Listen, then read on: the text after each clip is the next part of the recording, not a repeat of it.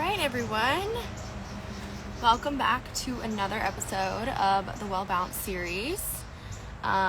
Today I'm talking with Caitlin Martinez, who I'm going to be chatting all about hormones and motherhood, thyroid health, gut health, all that good stuff, because she's the guru in this zone and I'm super pumped for this conversation. So, y'all know the drill. I'm going to hop her in and then we'll get this party started. Let me invite her. Wait and see here. Hey! How are you? Okay, yay! Oops. Hold on, you're a little delayed. Is it? Can you hear me and see me? Okay. I can hear you now. Okay. I am outside, so we're gonna go.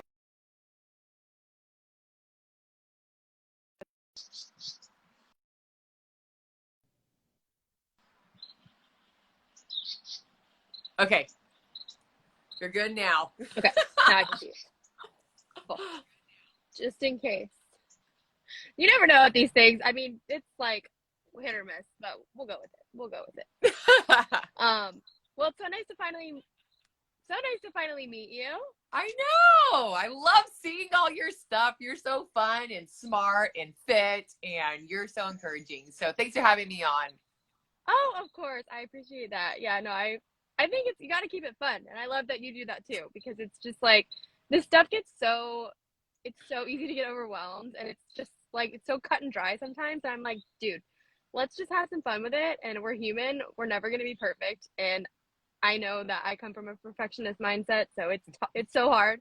But yeah, you got to keep it light, and you just got to make people laugh and appreciate health in a fun way, you know? So I love that you bring that to the table. I'm not in the mom space yet, but keeping it light in that way too, because I think that world is very overwhelming. So I give you a lot of props for that. Well, thank you. But I'm super pumped for this conversation, and I can't wait to learn from you. So first thing I always start with is your story. So kind of what got you into this space, and what kind of led you down this hormonal health route and helping women now with what you're doing, and how you can relate to that. Oh man. So I grew up with massive stomach pain, and they gave me the IBS, category, there's something we can do for you. So I was lactose intolerant. I took all the medicine. I went to the ER multiple times for major pain, and it turns out I was just constipated almost every single time. And I even had colic as a baby. I wasn't, because my mom got off of milk for that reason. So growing up, I just had a bad gut, although, which is crazy. My mom breastfed me, birthed me naturally, but my gut just has been messed up since then. So later on down the road, after having my first, I had stomach pain pretty bad afterwards, but it went away. And every time I had a baby, it got worse. So the second time, I have 3 kids, my second baby, a couple months after, the stomach pain was intense, and I hired an NTP to help me. Which is what we are. We're nutritional therapy practitioners. And so she was doing all the things, like the food, the supplements, everything. And she said, I think you should get your thyroid checked. Do you take your temperature? And at that point, I was not on birth control. So yes, I was taking my temperature in the mornings, and it was super low. I had no idea that that was an indication of hypothyroidism. So she recommended a doctor, went to the doctor. Sure enough, I had hypothyroid. Well, I didn't get tested for Hashimoto's at that time. But it turns out that when you have hypothyroid, 90% of the reason is 90% of people that have hypothyroidism have Hashimoto's, the autoimmune form, causing the hypothyroid, right? So during baby number 3, I was in a very stressful job, major trigger. And it was so bad. Every time I ate something, I could not function. And I was pregnant, and I was going to have a natural birth at home. And I was like, I cannot do this at home in major pain. So I went to a functional medicine doctor, and he made me, which is crazy looking back, he made me eat gluten and dairy. At that point in time, my gut was so messed up. And the next day he took my antibodies, and sure enough, it spiked, and I have Hashimoto. So through all of this, I have learned so much through health and fitness. And I was a major gym rat. I taught group fitness for over 10 years, intense. I taught, and I was doing it with them. So all this stuff, like no one teaches us as moms, and I homeschool my kids, always homeschool my kids, that what we do to our life, how we exercise, the stress management that we have or don't have, the supplements we take, the food we consume, and the mindset as a mom overall impacts our hormones and impacts our gut. And so that's why I became an NTP, and I'm so passionate about teaching women like the better way, because a lot of us are gaslit in the doctor's offices and for years never taught that maybe you have Hashimoto's or never run the test. So I just get fired up about it, Kelly. So that's my story. I love it. I love it. Bring it. Bring it. Okay, so let's backtrack for audience purposes just about like what Hashimoto's is and hypothyroidism and what exactly all that is. And then, you know, obviously a little bit more about how you're working through that or how you've worked through that.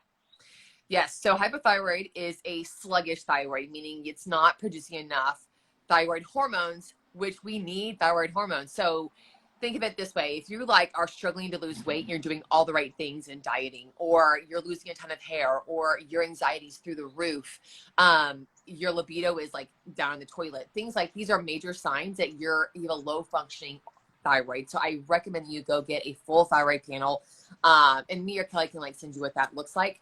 But also Hashimoto's is the autoimmune form. So your body is basically attacking your thyroid.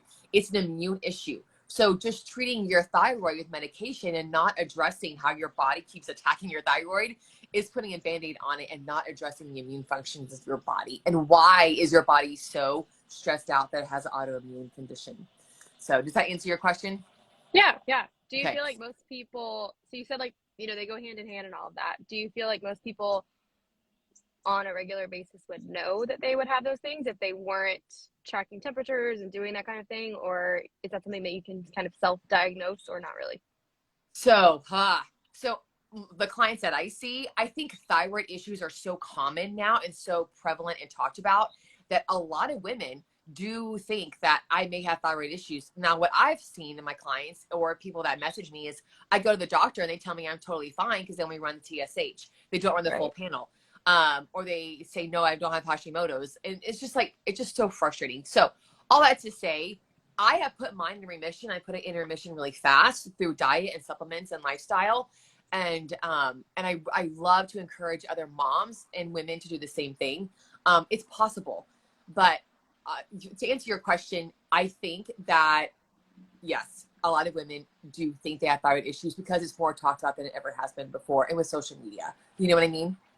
I think, yeah, I think with more women too becoming more aware of cycle tracking and just Yes.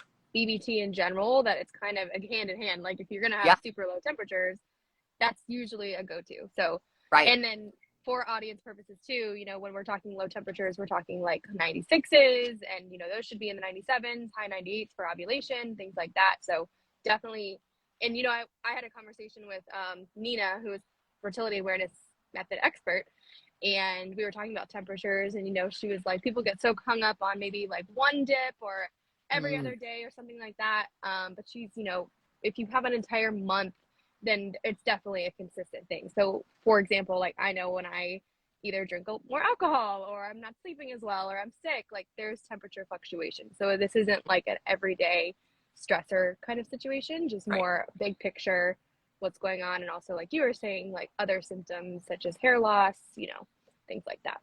Mm-hmm. Um, so so if you knew the things you knew now, do you feel like what do you feel like the journey would have looked like and how you could have better supported yourself? Oh man. So first thing I would have done is not over exercise. And I was in that industry. I saw these women and I was doing like 3 hours a day of weightlifting, cardio, and it was 6 days a week. Like I would beat myself up if I missed a day. So that is a major drain. And I went super low calorie, super low fat, like 1,200 calories on top of the 3 hours a day I was doing. Um, and I lost weight. I was skinny and I got all the compliments, you know, but no one knew how crappy I felt and how many pills I would have to take and how many things of Pepto I would have to take, things like that.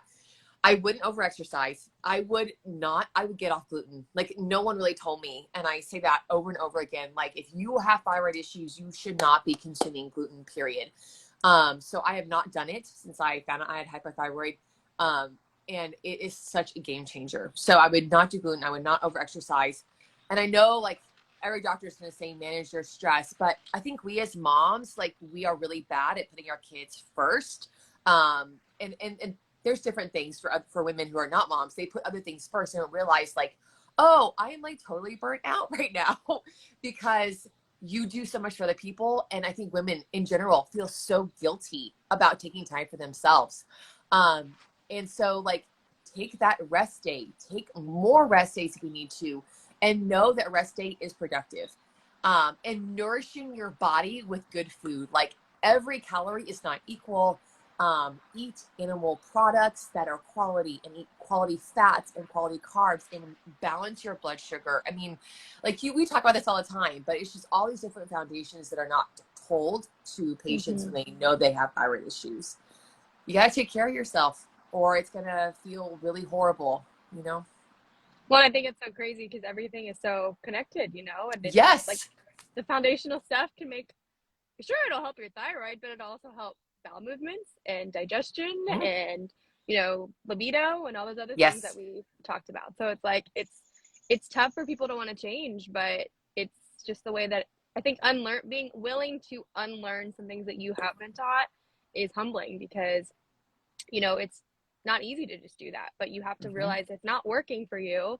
You can't deny that and you got to figure something else out. So I think that Hmm. that's something that I'm sure I know I see a lot. So I'm sure you see that quite frequently, Right. especially when it comes from the motherhood aspect of the guilt and all that kind of thing. Hmm. Um, so from the gluten perspective with Hashimoto's and just hypothyroidism in general, do you feel like that's something that you pretty much encourage most clients to stay away from and like explaining that connection a little bit better? So there's a protein, the gluten protein mimics, it's gluten, oh my gosh, it's mimicry. There's a word for it. I'm losing it right now. But it basically is telling your body to attack your thyroid. So, and it also causes more leaky gut. So you're in tight junctions. When you eat gluten, it's going to permeate your gut. Now, if you look at people who have thyroid issues or Hashimoto's or hypothyroid, most likely their gut is like really messed up and they most likely have leaky gut. And so if you continue to eat gluten, which every time you eat gluten, anything, it stays in your system for 6 months. So you can't just be like, oh, I'm mostly gluten free. So when you eat gluten, it mimics it attacks your thyroid and also puts more holes in your gut. You don't want holes in your gut. You want that tight, or the crap is going to get into your system, leading to gut dysfunction more and hormonal. I mean, the list goes on, but it's just super important that we take, and there's so many options out there now. Like gluten-free doesn't necessarily mean healthy. I just had this conversation with a client the other day. She's like, oh, gluten-free bread looks good because it's gluten-free, but it's not necessarily healthy. But it's just Or does super it always important. taste good? No, gosh, no. It's like literally cardboard sometimes. I'm like, this is gross. I would rather It just like not eat falls it. apart, right? When you're eating the Ugh, sandwich. Yeah. so frustrating. Yeah. I'm like, oh, I had a wrap, but now I don't. It's literally not here. My husband's always like, what are you doing to that? And I'm like, I'm not doing anything. It's literally just falling apart. So Yes. this is where we're Yeah. at. But yeah, no, I personally have had hormonal acne is my journey, and that was a big trigger in particular. And I think like, yes, is it the fun food? Is it, I think everyone's always like, oh, just live a little bit, have a little bit here and there. And it's like, if it doesn't work for you, you have to acknowledge that, and you have to just find something that supports your body better. And I personally think now giving up gluten actually isn't that hard. It's just Right. very much rethinking the way that you're approaching your meals, like making a bowl instead of, Right. a sandwich, or having a lettuce wrap. Like I always do that with burgers and things like that. Mm-hmm. So I think, again, it's just that comes back to being willing to make change and do things differently that better support you in that way. Absolutely. So when it comes to like prenatal support, postpartum support, are there any, major keys that you've learned that you feel like, a mom starting out could be very beneficial to hear about? Yes. So I took all the prenatals. I didn't know. But just like look at what you're putting in your body. And I was a workout fanatic because I was so worried about gaining weight when I was pregnant. So I worked out super hard. And then like my first pregnancy, I was like, did 2 classes the day I went into labor. I was freaking exhausted. And I was in labor for like over 14 hours. And so just like, don't focus on the body you have and getting your pre-baby body back. Like focus on fueling your body well. What I see a lot of is women, you probably see this too, are not eating enough protein. So your blood sugar, your nausea is going to be horrible. First of all, first trimester, if you're not eating enough protein, like find something and it will help your nausea. So, eating that and eating like whole food carbs, like stop eating saltines. I know sometimes you get really sick, but look as best as you can at the nutrient content and not necessarily calories. So focus on fueling your body. And when you're hungry, like eat. Postpartum, don't try to get out the door in 2 weeks and hit the gym. Like you need the full 6 weeks. Even if your doctor says you're good to go, like I'm totally saying you need to take care of your body and your baby and focus on nourishing your body and nourishing your baby. If not, your breast milk is going to tank. You're going to be super drained. Your adrenals are going to tank. So like focus on good foods, grass-fed liver pills. If you can like take liver, go for it. I have not gotten there. I don't know if you, Kelly, can do. I just can't. Nope, So, nope. but it's powerful. So like liver and like cod liver oil and just focus on whole foods. And then like postpartum, besides all the supplements and stuff, is just taking care of yourself and asking for help. Do not be afraid to ask for help. And taking naps and going slow, and the house stuff can wait. So that season goes by so fast and I just miss those days. But yeah, anyways. Well, I think it's such a beautiful time. Like you've just created Yes. a life. And I think that, like you said, there's so much pressure to get back to another size or Yes. to, you see this woman over here doing this and or this workout class pushing this, and it's hard not to mentally get there or feel comfortable with what you're doing. But I think, be so grateful that you just delivered this life into this world and give yourself grace that, and again, like I think the cool thing about nutritional therapy and the hormones and just like learning everything in conjunction with each other is that you will get there. You will very much go back to that place of balance for yourself when your body is ready.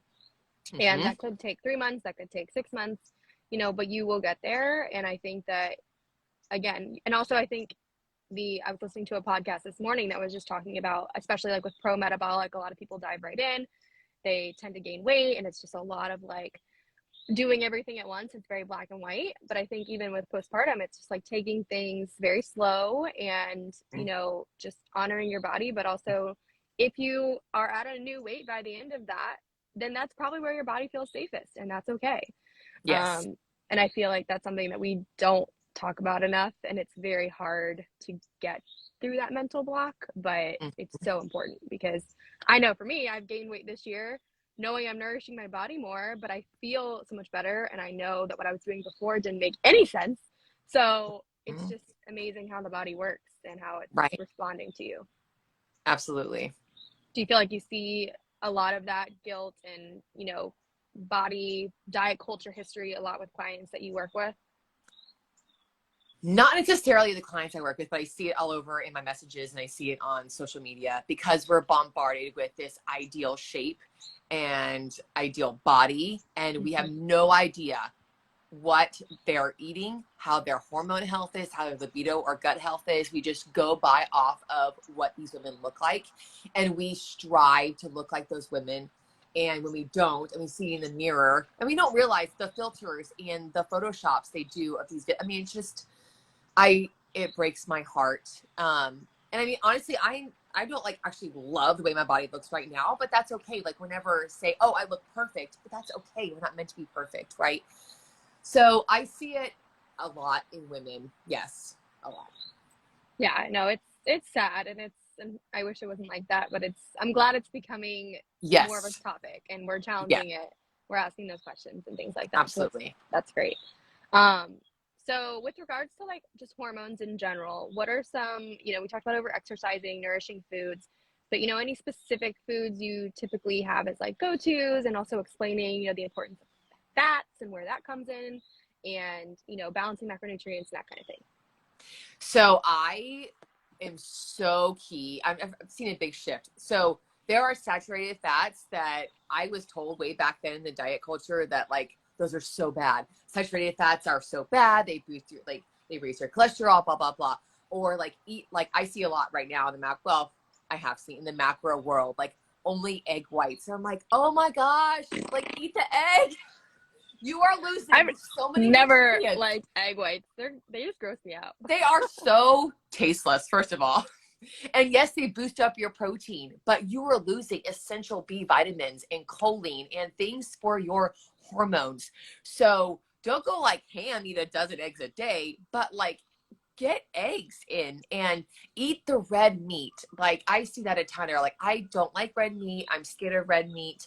The quality is the difference, and get as best as you can. Like if you have local grass-fed, grass-finished, get that and eat it. Like eat it once or twice a week. Nourishing like fish, like sardines. They're super cheap, and you can doctor them up. Things like that. So like healthy fats come with healthy proteins. I'm drinking milk. I grew up lactose intolerant, and I drink milk. And I eat cheese, and that comes from working on your gut. But don't be scared of these foods that have been demonized for so long. Like milk is not inflammatory. You need to find the right kind of milk, and red meat is not inflammatory. You need those vitamins that only come from red meat and liver and good healthy carbs. Like lately it's been carbs, like scared of fruit and healthy like potatoes. Like remember back in the paleo like times, I would be so scared of potatoes. Only sweet potato, and I'm like, That's so potatoes. crazy. It's so crazy. Like, why do we even think that? I don't know.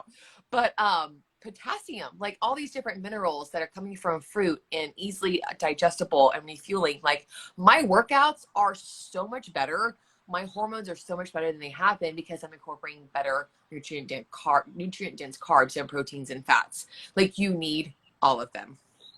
Is there a specific ratio or balance that you typically, I think again with the pro metabolic space, it's easy to kind of go all in and then you're either over consuming one or the other.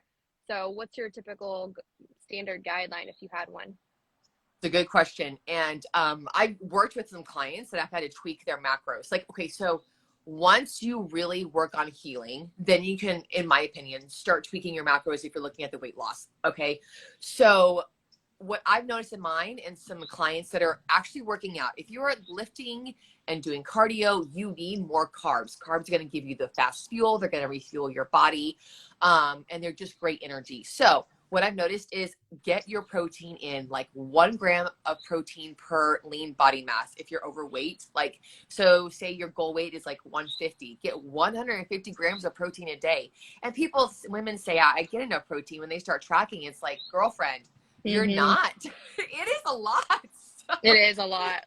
But it makes such a difference in your everything, like your blood sugar and like my mood and my energy in the gym and my gains in the gym. And so get the protein in. And then fats, I find that if you're more sedentary, if you don't move as much during the day, you can go lower on the carbs.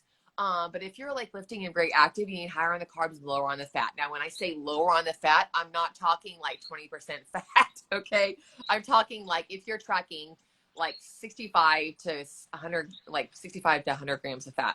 I find, and you may find this as well, because you know all about the health and fitness world, but I find that it's really easy to go high on fat because it's Mm-hmm. very calorie dense and it's very satiating.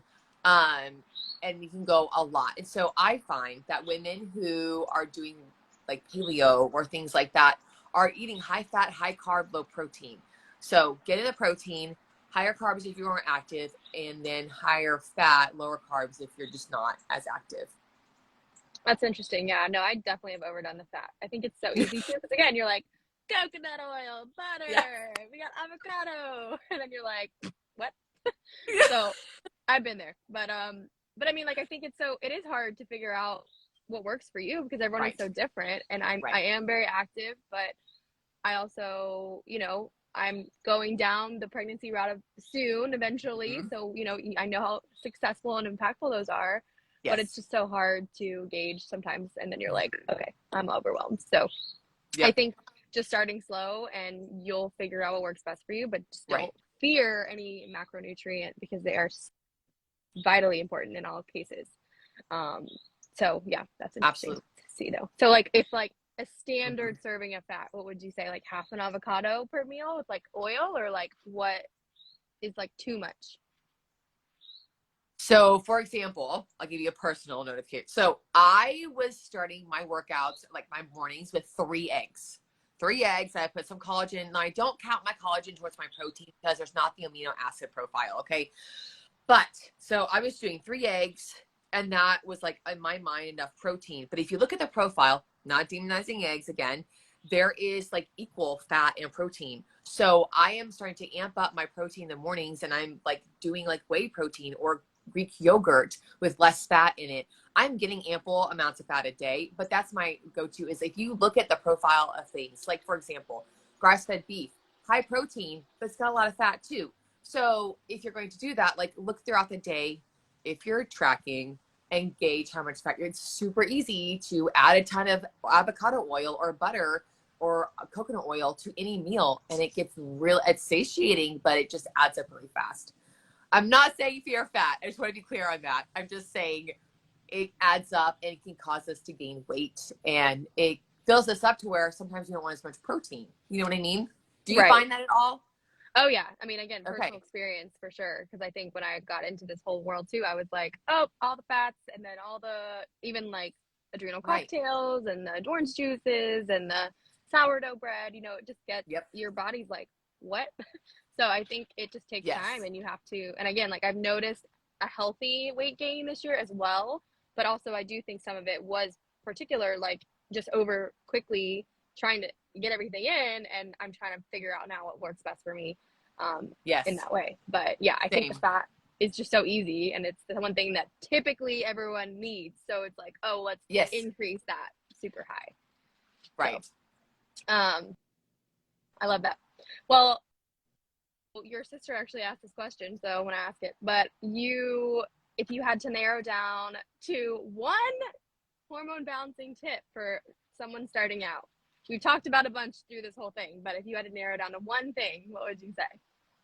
Get more protein. I'm not even kidding. Like, I don't think people eat enough and they don't eat enough protein. And it's so important for healing and for blood sugar balance, for building muscle. I mean, all these different things. And we're so scared of it and we don't eat enough. So I know that's 2 tips today, but get more protein and eat enough. Eat it. Yeah. Stop skipping meals. Like, stop. You need to fuel your body and you're eating less than your kids. That's fine.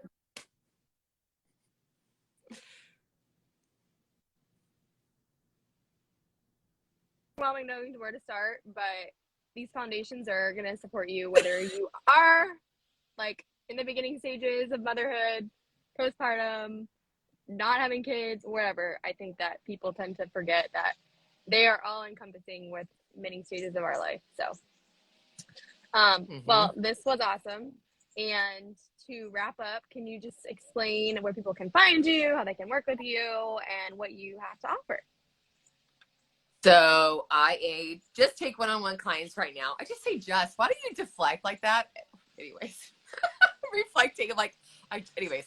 Okay, I get really excited about this stuff. I take one-on-one clients right now. So Instagram handle and then my website and all that stuff is in my link tree. But yeah, message me. I respond to DMs really well and I love chatting with people about it. So yes. Perfect. And I will link you in the caption as well for anyone that wants to check you out. But yeah, you're a wealth of knowledge. Keep doing what you're Thank doing. you. Thanks for having me, Kelly. I feel so honored. You're Oh, so of cool. course. Oh my gosh, stop. Yeah, you are. You're so cool. And you are so good at interviewing. So I just appreciate that. Like you top notch. Yeah. Thank you. Yeah. Thank you. I sometimes just go, I'm like, I don't know I don't know what's gonna happen. Just gonna go for it. But tends to work out pretty well, I would say. I love it. Love it. Well, I appreciate you and I will chat with you soon. Maybe meet you. But yeah, hope you have a Yes. thanks, Caitlin. You too. Bye. Bye.